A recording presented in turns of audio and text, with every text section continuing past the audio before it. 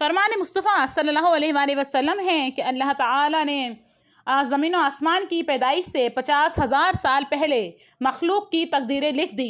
हज़रत उबादा बिन सामित कहते हैं कि मैंने नबी करीम सल्लल्लाहु अलैहि वसल्लम से सुना, आपने फरमाया कि सबसे पहले अल्लाह ताला ने कलम को पैदा फरमाया, फिर फरमाया लिख। उसने अर्ज़ की क्या लिखूं?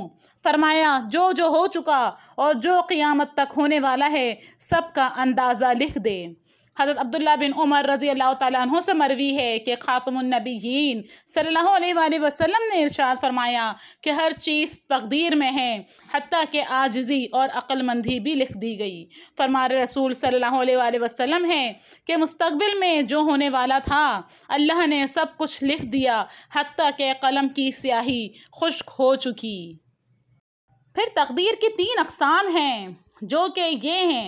तकदीर मुअल्लक़, ये तकदीर मुअल्लक़ वो तकदीर जो फ़रिश्तों के सहाइफ़ में दर्ज होती है और इसमें 2 ऑप्शंस होते हैं कि मसलन बंदा यहाँ से जाएगा तो हादिसा पेश आएगा, अगर दूसरा रास्ता इख्तियार करेगा तो महफूज रहेगा, लेकिन फ़रिश्ते नहीं जानते कि बंदा किस रास्ते से जाएगा। चुनांचे बंदे के अमल के बाद फ़रिश्तों को इल्म होता है कि अल्लाह ताला ने उसके लिए क्या फ़ैसला फ़रमाया था।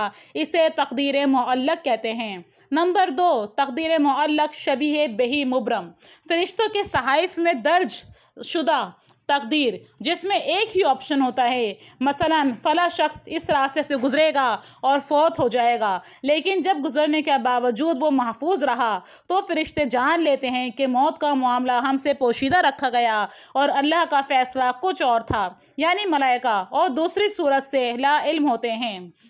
इसमें ये जो कहा जाता है कि तकदीर दुआ और नेक आमाल से बदल जाती है, वो यही 2 तकदीरें हैं।